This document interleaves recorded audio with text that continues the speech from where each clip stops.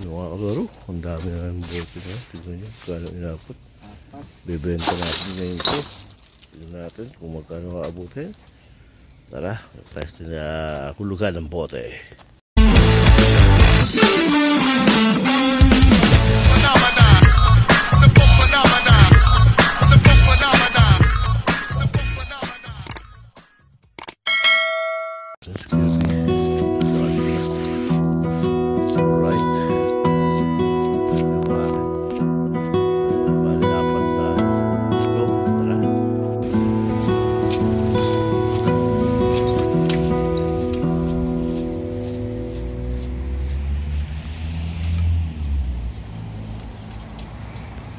One hour later.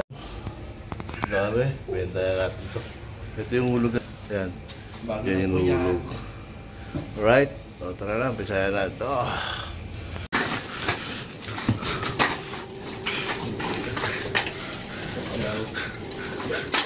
Hindi na bebenta yan. Hawak mo. Hindi, wala yung dito sa store.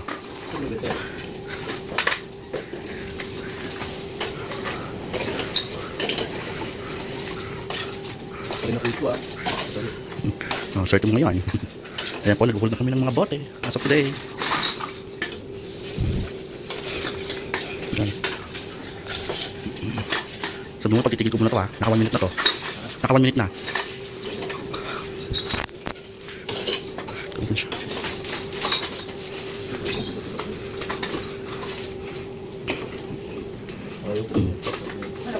Ano pa ni? So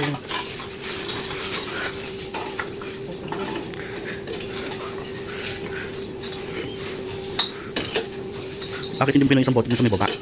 Bote sa may baba ng upuan. Yan. Hindi na ba?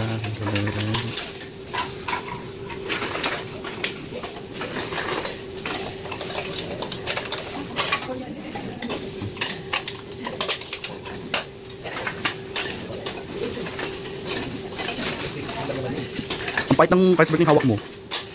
Ito yung lasa.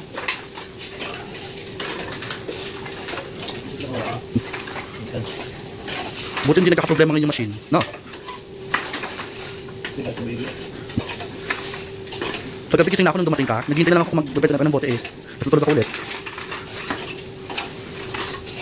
Baliktad na routine ko. Maaga na ako nagigising.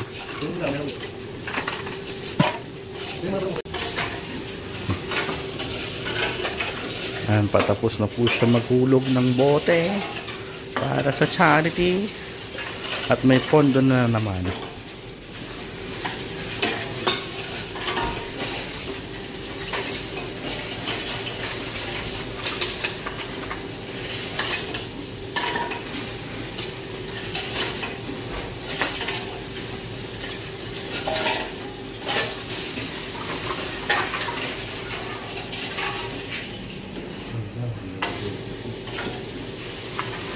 Chocolate yan eh.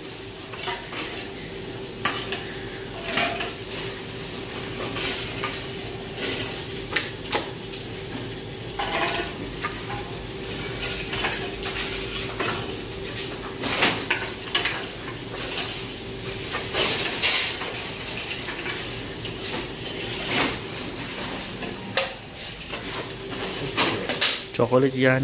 Hindi na ba?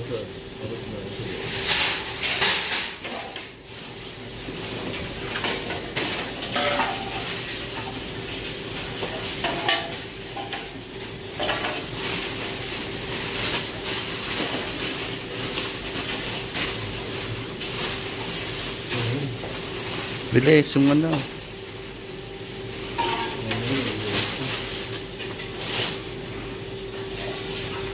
Magkano inabot? Wow, for the first time in a history. A few moments later. Lalo, papayag din ko yung ano, yung benta. Diba? Galing, no? Galing na. Alright. Saan ta? Sige. Ayan. Gagawin mo na kami. Alright. Meanwhile. Pero nakalimutan namin, ito pala yung benta. 612 to 450 Yun, ito na lang. 612, 450. Pero malaki pa rin ang pondo. Yun, di ba? Ayun, kami mga kalwaro. Ayan. Kasi may bili lang kami, nakalimutan ko na ano kami sa kwentuhan. Yun, may pondo na naman kami. Alright! Let's go! What?